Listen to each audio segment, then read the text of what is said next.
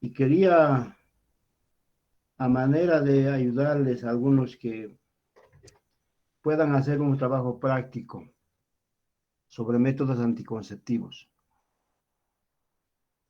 Como hemos hecho en la anterior ocasión, los que deseen o los que puedan hacer un trabajo práctico para mejorar su calificación, entonces podemos presentar el tema de métodos anticonceptivos en la misma modalidad. Yo sé que están con exámenes finales la próxima semana y en unas 2 semanas van a estar con exámenes finales en todas las materias. Entonces, para no cargarles mucho, puede ser estas próximas 48 horas para presentar. Es individual, no es para todos. O sea, los que quieren mejorar, entonces, por favor. Y si no, no hay problema. No vamos a hacer mayor problema. Entonces, es muy voluntario y el tema es métodos anticonceptivos. ¿Por qué métodos anticonceptivos? Porque es un tema que tienen que saber. Es parte de la formación de un médico en cualquiera de las especialidades que tenga. Es parte de lo que deben saber, como el VIH, SIDA, deben saber todos hasta. Todas las especialidades están inmersas en el tema del VIH. Lo dejo a su consideración. Entre los que tengan, háganlo individualmente y me lo presentan como lo han hecho la anterior vez. Muy bien. El tema de hoy se refiere a cáncer endometrial.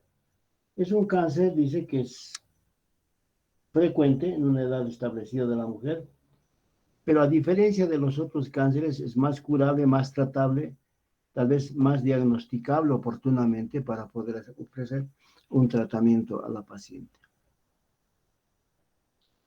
Y existen algunos factores de riesgo que les vamos a mencionar y algunos autores, digo algunos autores porque no todos coinciden, es en las cifras. Algunos dicen que del 2 al 3% de las mujeres en algún momento de su vida van a presentar un tema relacionado con el cáncer endometrial. En nuestro medio es muy difícil hablar de números, pero el más frecuente es el cáncer de cuello uterino, el cáncer de mama, el cáncer gástrico, y por ahí anda el cáncer endometrial.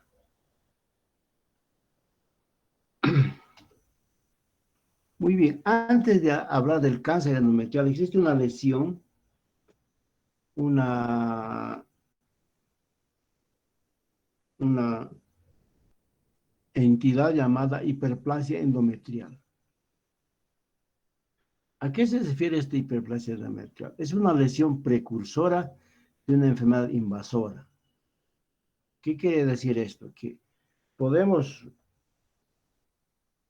hacer un diagnóstico de una hiperplasia endometrial y podemos, digamos, tratar esta hiperplasia y luego estaríamos, digamos, tratando un cáncer endometrial.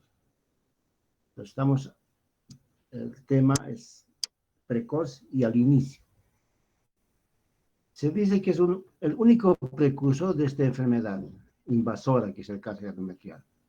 ¿Y qué es una hiperplasia? Es el engrosamiento del endometrio por una proliferación de glándulas de tamaño y forma irregular.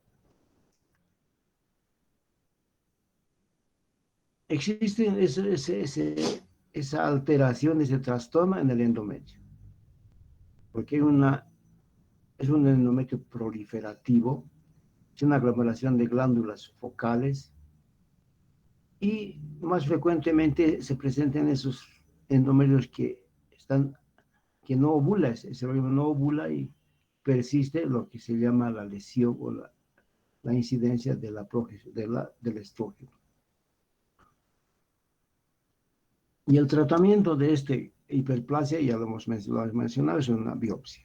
Es un legrado biopsia, es obtener ese tejido. ¿Qué es un legrado? Eso es raspar. Ese endometrio se raspa y al obtener esta muestra podemos estar eliminando el factor de riesgo que es la hiperplasia y mandarlo a estudiar. En toda mujer que tenga una hemorragia anormal diferente a su ciclo menstrual se debe hacer este tipo de tratamiento.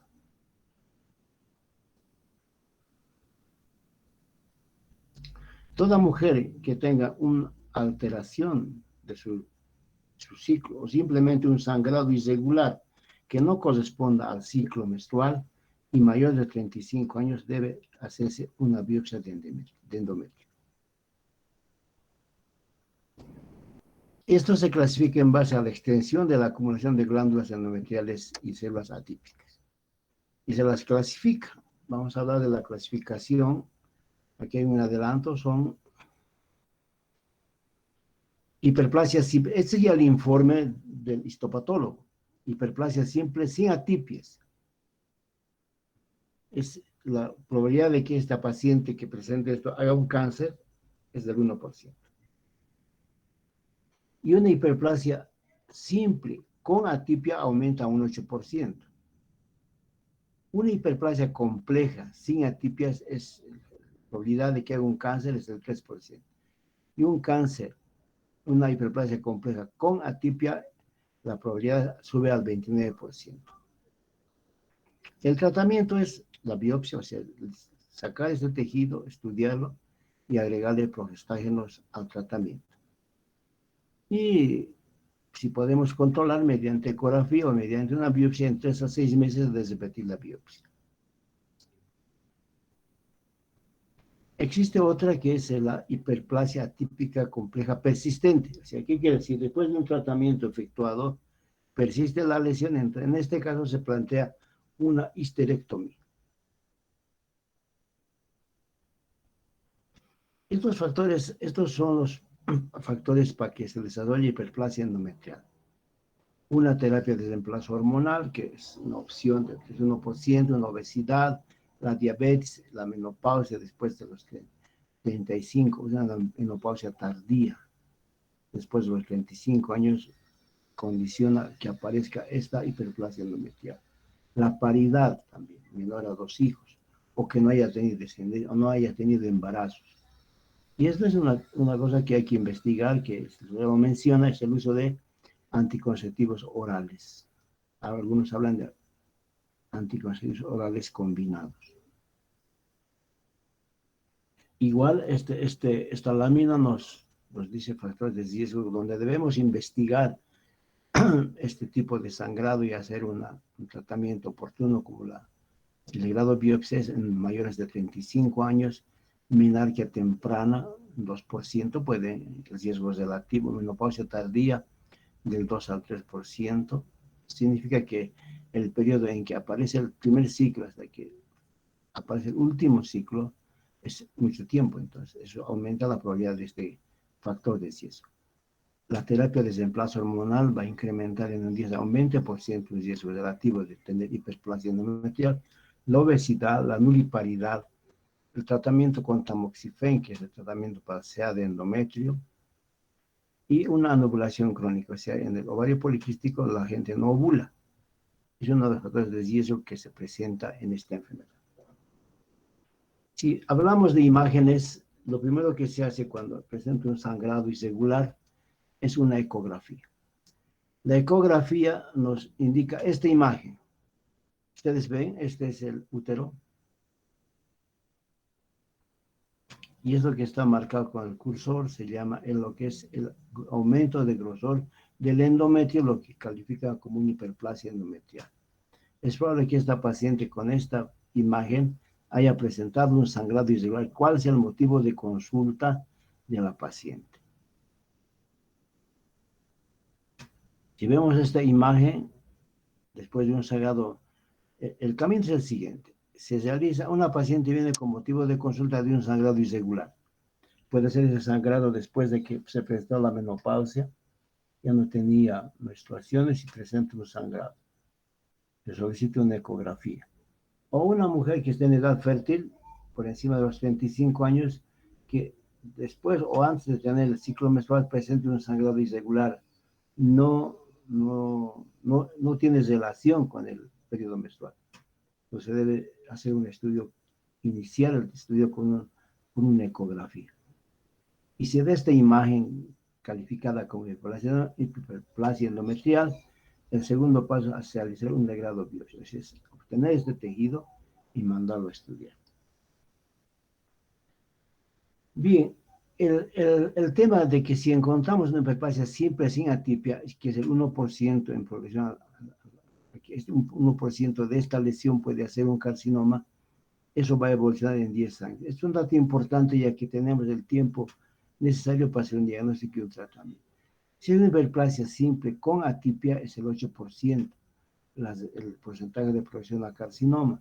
Y esto se realiza en 4 años aproximadamente, puede ser esa transición. Una hiperplasia compleja sin atipias es el 3% de que haga un carcinoma, pero en 10 años puede desarrollar ya un cáncer real. Y la atipia compleja con atipia, la hiperplasia compleja con atipia es mucho más el porcentaje y el tiempo en que puede desencadenar 4 años. Hay que tener en cuenta esto cuando hagamos un estudio, un tratamiento o una investigación. ¿Cómo clasificamos a esa hiperplasia endometrial? De acuerdo al informe histopatológico, una hiperplasia endometrial sin atipia será de bajo grado. Puede ser compleja o simple, pero una hiperplasia endometrial con atipia es de alto grado. Alto grado significa que alto grado de que pueda desencadenar en un cáncer endometrial, simple o compleja. Entonces, eso es respecto a todo lo que podemos mencionar a lo que es la hiperplasia endometrial. Pero ahora hablaremos del cáncer de endometrio. Ya sabemos que tiene una lesión precursora, una patología que llama la atención y que debemos estudiar. Si dejamos de estudiar, puede desencadenarse o puede desembocar en un cáncer de endometrio. Hemos empezado nuestra exposición diciendo que es un cáncer más curable y más diagnosticable. Más curable por el hecho de que solamente la biopsia puede limpiar ese tejido. O si tenemos alguna duda, podemos llegar a mucho más, digamos, hacer una histerectomía. Ahora, ¿por qué se presenta? Algunos autores dicen que es una exposición prolongada al estrógeno. Si no hubo embarazos, si no ovula, como en eso del síndrome de ovario poliquístico, es probable que haga una hiperplasia, luego haga un cáncer endometrial. Cuando es una menarquia temprana, es decir, que se presente antes de los 10 años, 11 años, y que haga una menopausia tardía a los 55 años, ese tiempo de exposición a los estrógenos y que no haya tenido descendencia, no se haya embarazado, es causa de que esa hiperplasia se convierte en un cáncer. La obesidad también, el sobrepeso es un factor. En el síndrome de ovario poliquístico, la ovulación crónica, o sea, no ovula normalmente una paciente con síndrome de ovario poliquístico. Esa probabilidad de cáncer aumenta en un 50% por la falta de progesterona y más la obesidad. Solamente está en circulación el estrógeno. Algunas veces utilizamos estrógenos exógenos sin oposición para tratamiento. Ese también es otro factor para que desencadenen una hiperplasia endometrial y luego haga un cáncer de endometrio. El tratamiento de tamoxifeno, que es un antiestrógeno de células en el cáncer de mamas, tumores secretores de estrógenos de ovarios.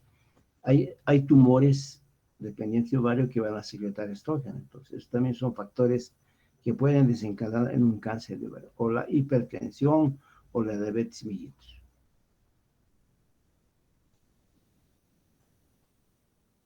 Y hemos dicho que es un cáncer marino más frecuente en la edad de los 50 años y más, 45, 50, pero el diagnóstico es precoz.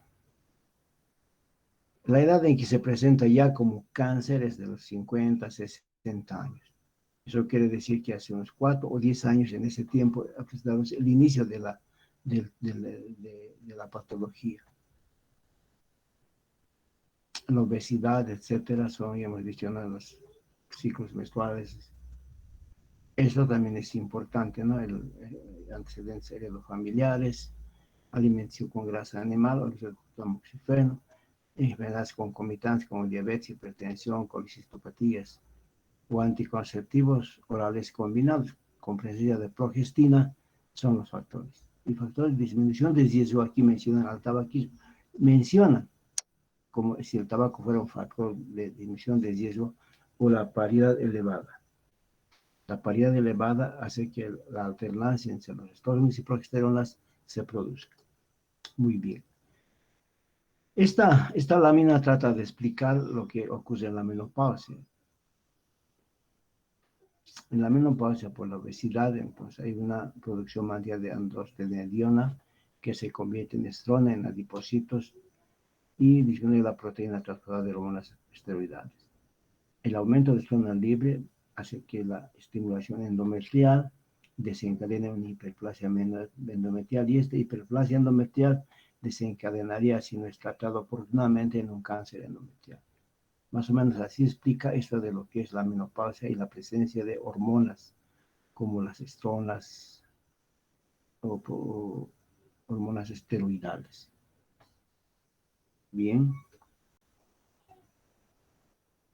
El cáncer. Ya establecido el cáncer pueden ser de dos tipos, ¿no? Un cáncer endometroide o un cáncer no endometroide, llamado tipo 1 y tipo 2. La gravedad significa el porcentaje en que se presenta, del 70 al 80%. Y el carcinoma no endometroide desde el 20 al 30%. Este cáncer endometroide tipo 1 está asociado a la obesidad, estado hiperestrogénico, a la premenopausia, precedida siempre de una hiperplasia endometrial, bien diferenciado su tipo histológico, pues endometroide mucinoso ovilio glandular y con mutaciones, y es de mal pronóstico. Lo mismo ocurre con este carcinoma no endometrioide tipo 2, que es menor frecuencia, pero tiene las mismas características de ser de mal pronóstico. Más frecuente la menopausia asociada a atrofia endometrial, precedida de hiperplasia endometrial atípica, diferenciado, subtipos históricos, las clases, etcétera, y mutaciones frecuentes. Entonces, cualquiera de las dos que se presenten con más frecuencia el cáncer endometroide van a desencadenar en un mal pronóstico. Bien, es igual una ayuda de memoria para lo que hace los estrógenos. El diagnóstico, todo diagnóstico se inicia con la historia clínica. Antecedentes, examen físico, antecedentes ginecológicos, antecedentes pues, familiares, etc. Una vez que obtenemos el diagnóstico presuntivo de un sangrado irregular en la menopausia, por ejemplo, ¿qué vamos a pedir? Una ecografía o referirlo a un especialista, es decir, a un ginecólogo, el cual solicitará una ecografía y realizará una hiperplasia endometrial. Y si fuera posible, si está dentro de lo que de la capacidad resolutiva, digamos, del censo médico, una histeroscopía. Es un aparato que permite ver la cavidad del endometrio mediante luz y visión directa. Luego será una dilatación y un legrado, o sea, obtener una muestra, una biopsia endometrial, para enviarle al histopatólogo. No se olviden que es importante hacer un diagnóstico, o sea, documentar nuestro diagnóstico con una ecografía. Si en el antecedente examen físico se hace una ecografía, está con hiperplasia, hacemos una biopsia y tenemos el diagnóstico.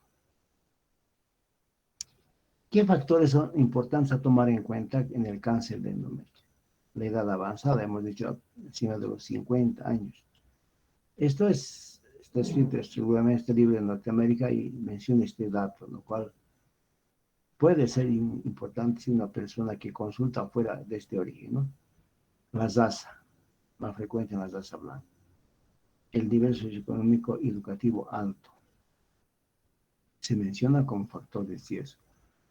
Uso a largo plazo de esto, que son estrógenos, como anticonceptivos, como tratamiento de terapia de reemplazo hormonal, pero uso de estrógenos exógenos. Anticonceptivos combinas el uso también y altas, no son altas dosis, sino el uso largo, a largo plazo de anticonceptivos o combinados. Y altas dosis acumulativas de tamoxifeno, tratamiento de cáncer de mama, o la enfermedad levental o tumores que producen estrógenos. Hemos dicho los factores que no corresponden a tumores que producen. Es un tema que a investigar tumores que produzcan estrógenos. Y la fertilidad, hemos dicho, menor a 2 embarazos puede ser un factor condicionante para que se presente este tipo de afección. Esta es otra ecografía que nos marca una hiperplasia endometrial. Si ustedes se fijan, Este es el útero. Está en la anteversoflexión, este es el cuello del útero, el cérvix. Este es el cervical interno y aquí se presenta esta, que es un aumento del tamaño, del volumen de lo que es del endometrio. Existen reglas que nos permiten decir si es una hiperplasia endometrial. Es el tratamiento inicial y la segunda etapa es hacer una biopsia, o sea, obtener este tejido que es el endometrio y mandarlo a estudiar.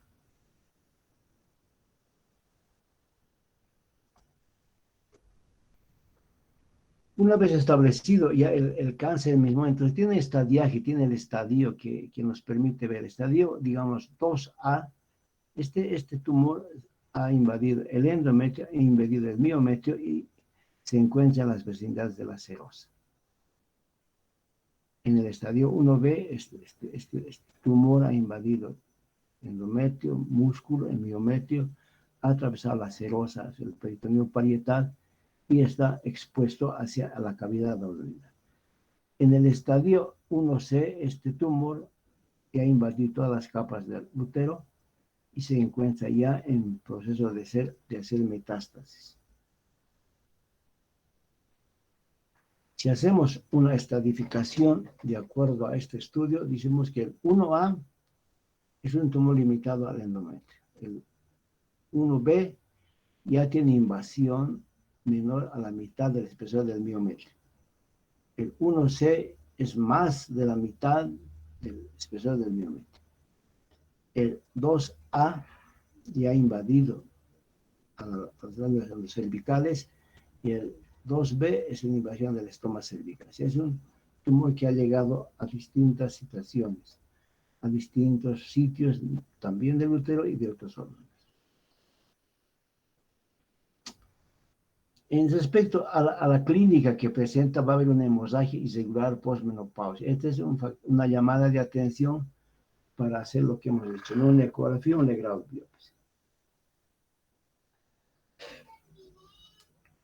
El adenocarcinoma endometrioide es más frecuente, con un 75-85%, más frecuente en el diagnóstico por biopsia.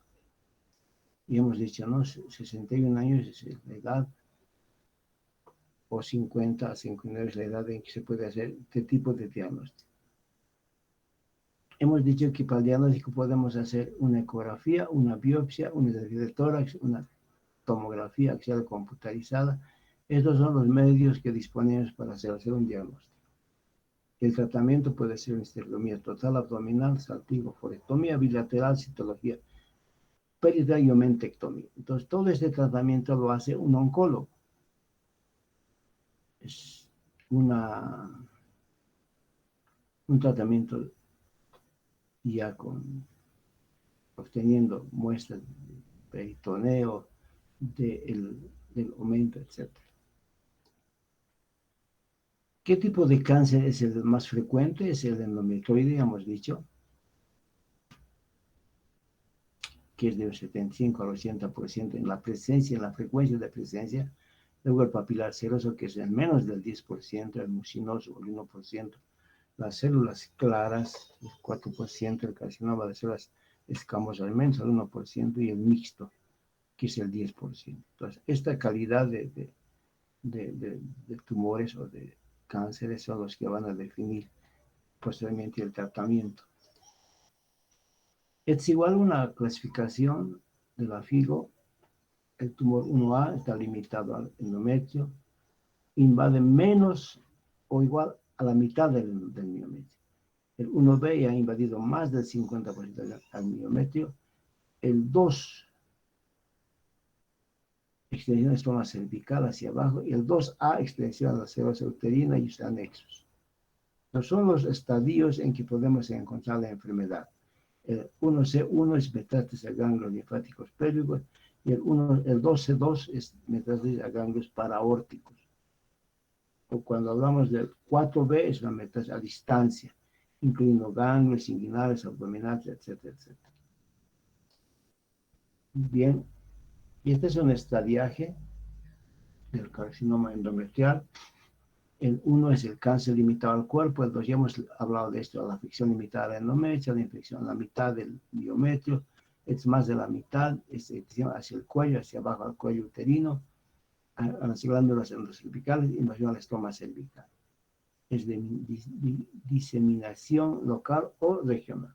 El estadio 3. El estadio 3B ya ha afectado a 8 órganos como la vagina o ella es metastásica.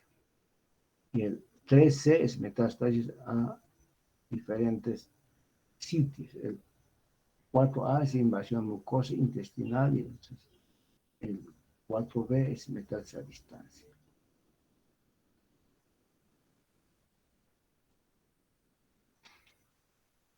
Dos factores que hablamos de bajo riesgo y de alto riesgo. El de bajo riesgo, en el estadiaje 1A, digamos, cáncer limitado al cuerpo uterino, es una histerectomía total, abdominal más salpingectomía bilateral.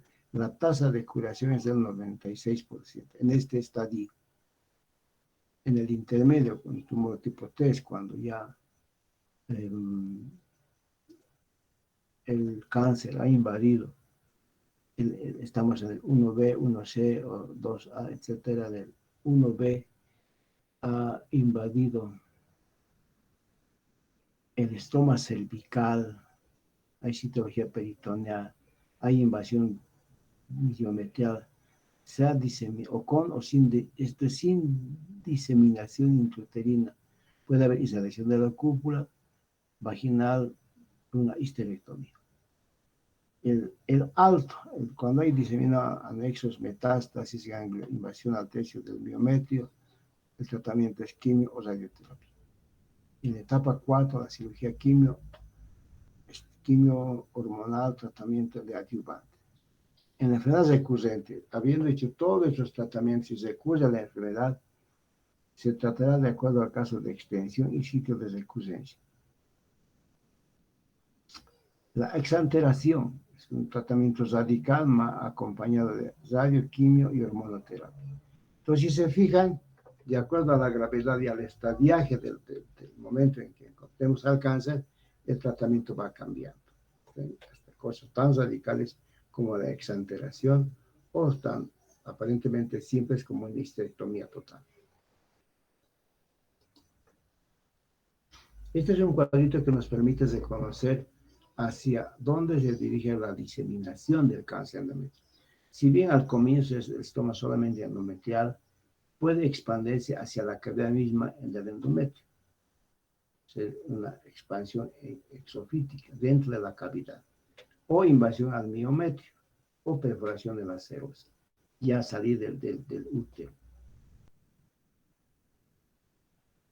En el primer caso son estadios que solamente comprometen el cuello uterino o la cavidad misma. En el segundo caso es un tumor que ha invadido ya trompas y serosa, o la invasión directa hacia colon, vejiga, hacia órganos vecinos. La invasión sigue varios caminos, las cadenas ganglionares, pelvis o arterias, o por diseminación hematógena, metástasis a pulmones, cerebro, hígado, hueso, etcétera, etcétera. Bien, esta es una lámina que nos permite, por ejemplo, dice en el estadio 1, cirugía, una histerectomía total, más salpingo-frectomía bilateral, más radioterapia, solo para pacientes que no pueden someterse a cirugía, en el caso del estadio 1. En el estadio 2, cuando el cáncer del endometrio estadio 2 puede iniciar los siguientes: cirugía, histerectomía radical, salpingo-frectomía bilateral. También se puede extirpar los ganglios linfáticos de la pelvis, del abdomen. Después de la cirugía puede administrarse radioterapia. El cáncer de endometrio en el estadio 3, por ejemplo, hay una cirugía, histerectomía total o radical, extracción de ganglios linfáticos de la pelvis, seguidos de quimio, adyuvante o radioterapia. La quimioterapia combinada con radioterapia interna o externa para los pacientes que no pueden someterse a la cirugía. Ustedes ven los tratamientos que ya se ofrecen en los diferentes estadios, son mucho más agresivos. En el estadio 4 se recomienda una cirugía citoreductora, quimio y radioterapia, con o sin progestágenos.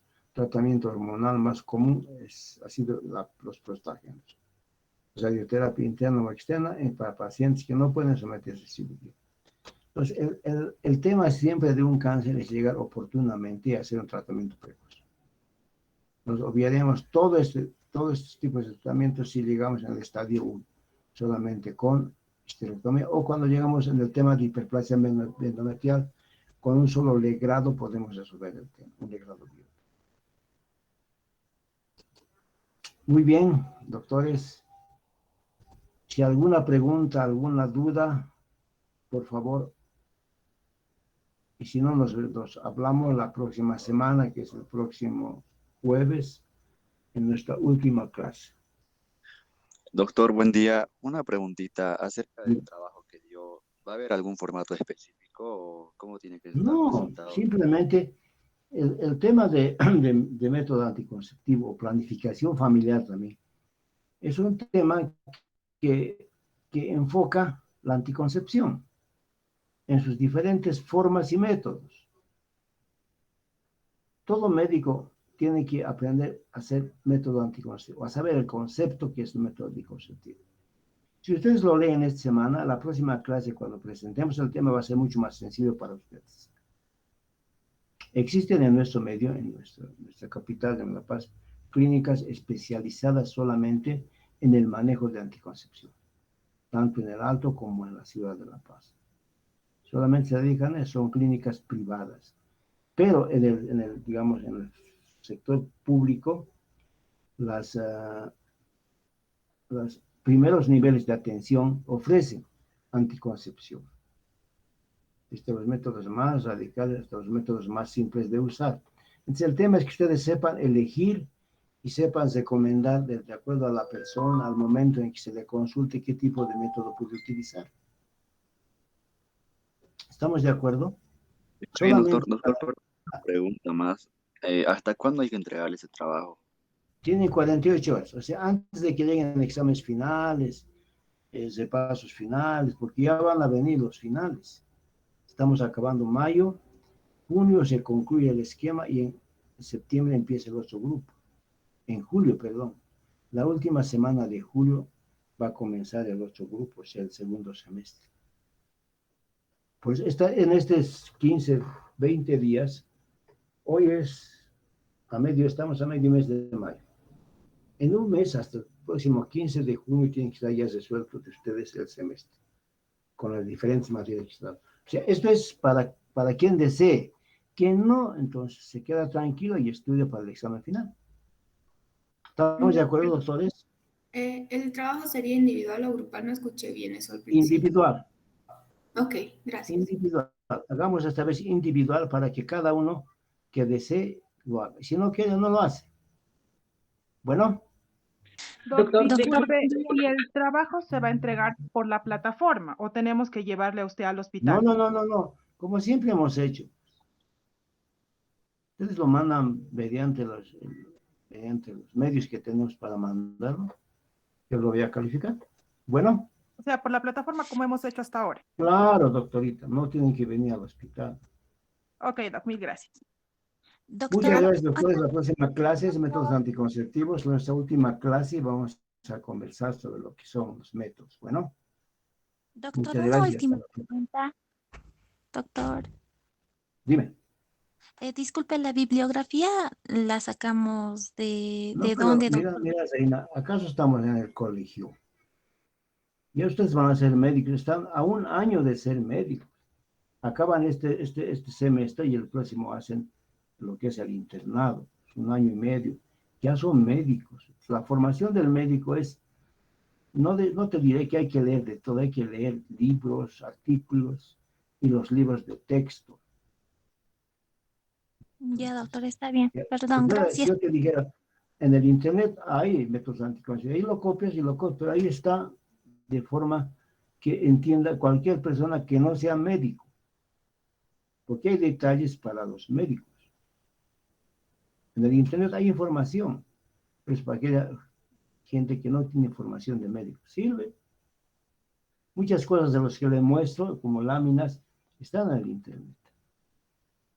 pero ahí cualquier persona puede acceder sin que sea médico, pero cuando es médico, tiene que, yo creo que formarse de la forma en que nos hemos formado nosotros, leyendo textos, leyendo varios libros y estudiando lo último y lo primero que fue de aquí. Por ejemplo, la historia del té de cobre debe ser de unos 70 años. El té de cobre, como conocen ahora, no era así como era, se llamaba el asa de Lipes, eso es historia.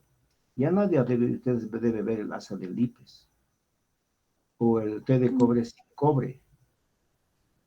Entonces, ha ido evolucionando. Lo único que yo necesito es que ustedes sepan aplicar en el momento en que digamos, alguien consulte con ustedes qué tipo de método va a usar de acuerdo a la edad, al tiempo, a la persona que se adapte a ese método. Ese es el secreto de los métodos anticonceptivos. Muy bien, muchas gracias, doctores. Los espero el próximo jueves. Hasta pronto. Hasta luego, doctora. Hasta luego. Gracias. Luego, Gracias.